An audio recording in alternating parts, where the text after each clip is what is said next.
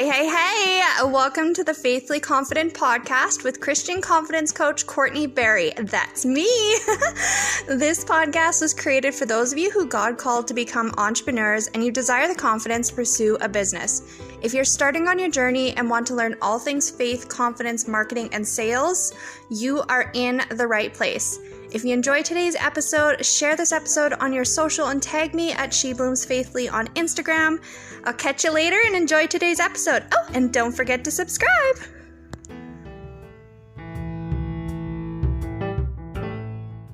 Hey, welcome back. It is Courtney here for your next episode on the Faithfully Confident podcast. What is up today, you guys? I am excited to talk about this topic today because confidence is my jam. It is my jam and I love it. That's why I'm a confidence coach. So today we are on the topic of why desperation doesn't sell your services, but being confident will. Being confident will. Confidence is the key. Confidence is the key to being successful. Confidence is the key to signing that client. Confidence is the key to just success in general. So it's essential to understand the difference between selling from a place of desperation and I want and I need, and selling from a place of confidence. Those are two totally different vibes, you guys, and we are going to explore that today. Sorry, my throat's really dry. I should maybe take a sip of water here. Oh man, I already drank. Oh no, I have one sip left. Oh, go drink some water, you guys. It's a reminder to drink some water. All right, so when it comes to selling your services, I find desperation like a huge turnoff for clients. Huge turnoff. It's yucky and just, I don't like it. No one likes a desperation. Desperation comes off as needy. It can make you seem less credible. And people want to work with someone who's confident in their abilities and knows that they can deliver those results. But where does that confidence come from? Where does that confidence come from, you guys? It's something that I know we're not born with. It's something that we learn, and it's something that, we develop as we become more confident beings. It's something that we constantly are developing and growing. Like it's not something where like you wake up the next day and you're like, hey, I'm going to be confident today. It doesn't work that way. But as a Christian, I believe that true confidence comes from trusting in God's plan for our lives. We can find this confidence in the Bible and like scriptures, for example, Philippians 4:13, which I'm sure all of us have memorized. It's like the key verse that everyone knows.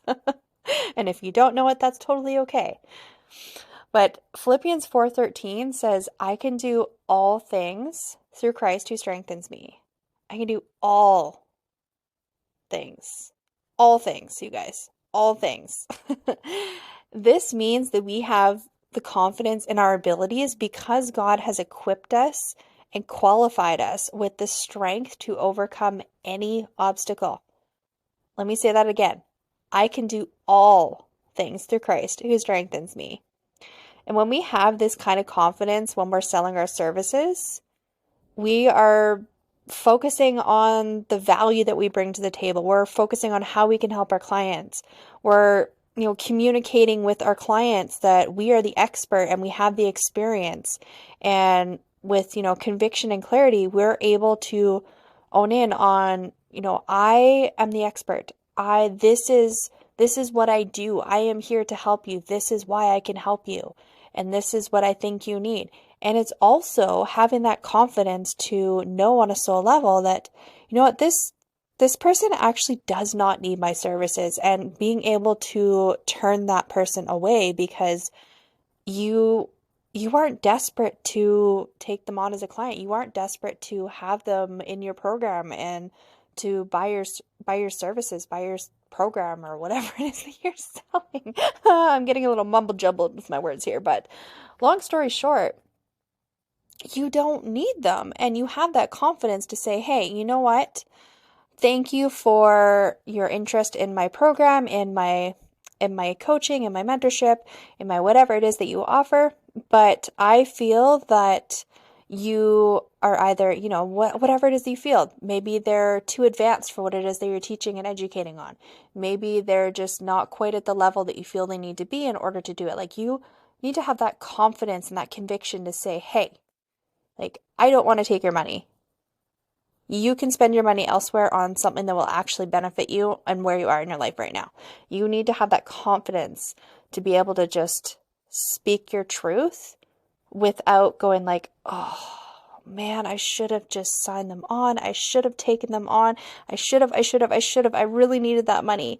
I should have. But when we have that confidence and that full faith in God and we've fully surrendered to Him, we know that there's always going to be more clients. There's always going to be more sales.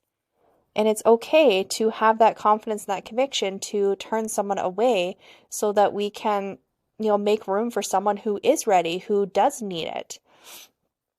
And in contrast to that, selling from a place of desperation, it leads to really poor decision making.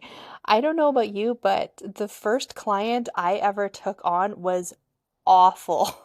It was so bad. It was the worst experience ever. And I will tell you with full clarity and authenticity that I hated working with her. It was not fun. And everything that could go wrong did go wrong, even to the point of her going to PayPal and saying, "Hey, I did not receive the services as expected. Please bring me my money back." Like, it was just everything that could go wrong did go wrong. And that was because my decision to take her on as a client was from me basically going, "Hey, I really need this money, and this person is willing to give me their money, so just let me take our money." Like, this was years and years and years ago. Like, I'm way beyond that now. But in that moment, I was selling from a place of desperation. I had a little teensy bit of, intuition going like, don't take her on, don't take her on, don't take on this client, don't take on this client, please don't take on this client. But I was selling from a place of desperation and I needed to make that sale.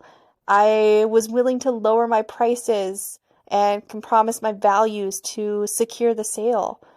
And not only was this, damaging to me as a business owner on so many levels, but it's going to, make it harder to sell services in the future because I dropped down to that level where I knew that this was not something I wanted to do. This was not something that I should have done.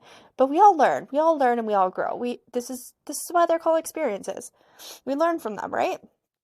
But I knew that I shouldn't have taken them on, but I made that decision out of a place of desperation, of needing the money and needing that client and just needing to see that success. I needed to see that my business could work. I needed to see that I could sign a client. I needed to see that, but I didn't have that trust in the Lord. I didn't have that confidence in myself. I didn't know how powerful and how much your business can grow when you truly start surrendering and you're able to just give Jesus the wheel and go, "Hey, what I'm doing is not working. Can you please help me? How do I do this? What do you need me to do? Where do you want me to focus?" And just being able to let go and fully surrender. But I was not there. I was not in that place yet. But when we are selling from a place of confidence, we can create a positive cycle of success. We deliver on our promises. We build trust with our clients. And naturally, this leads to referrals. It leads to repeat repeat clients. And that helps us grow our business and achieve our goals faster. Would that not feel a lot better to you than making yucky decisions and selling from a place of desperation? So how, again, can we cultivate this kind of confidence? One way is focusing on our strengths and our success. What have what challenges have we overcome when we were trying to achieve our goals? Focus on those. Focus on what you have done, because if you did it once, I will tell you again and again and again that you can do it again. If you did it once, you can do it again. Focus on that. Reinforce your strengths and identify those areas that you are strong in. Identify areas that maybe need more improvement, but focus on those, and that's where you're going to continue to cultivate that kind of confidence, because you've done it once and you can do it again. Another way to cultivate confidence is to focus on our faith. We,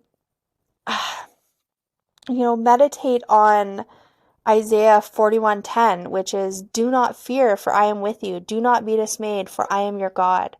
I will strengthen you and I will help you. I will uphold you with my righteous hand." This scripture reminds us that we're not alone in our endeavors, and God is with us every single step of the way. He's never left your side. He's always with you. He sees you, he hears you, and he's here to guide you and lead you. So, really, in conclusion with this episode, selling from a place of desperation doesn't sell your services, but confidence will. As a person of faith, I find this confidence in God's plan for our lives. Focus on your strength and your successes. Seek out feedback from other people. Meditate on scripture to cultivate that confidence.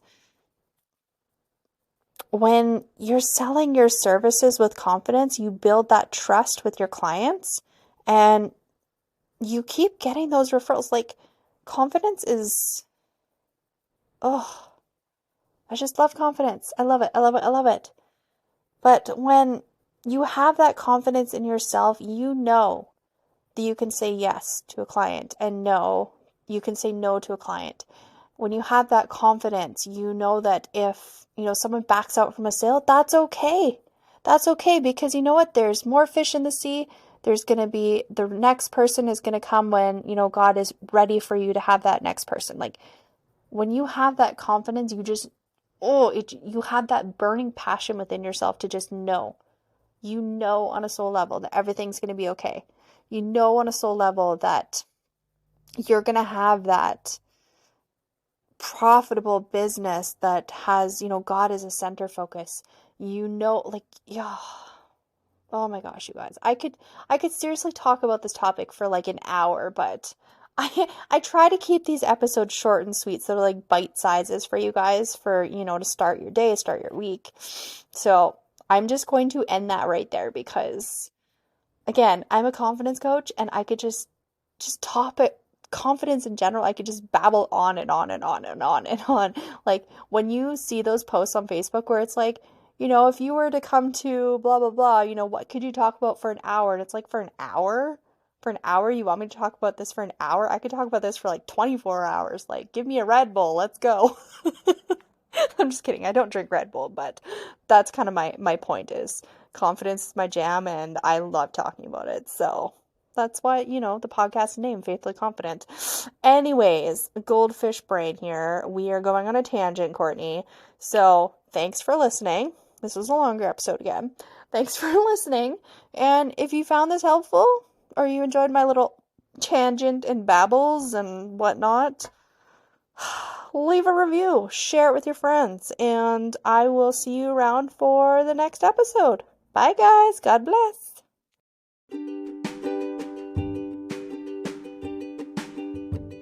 If you made it this far in the episode, I wanted to take a moment and just personally thank you and share truly how grateful I am for your support. I really do appreciate you more than you know. And if you'd like to show more support with the podcast, please share it with others so they can find it, post about it on social media, and don't forget to tag me at SheBlooms I love to connect with my listeners and hang out with you guys on Instagram. It would also mean a lot to me if you took a moment and left a 5-star review and rating. Thanks again, and I will see you next week.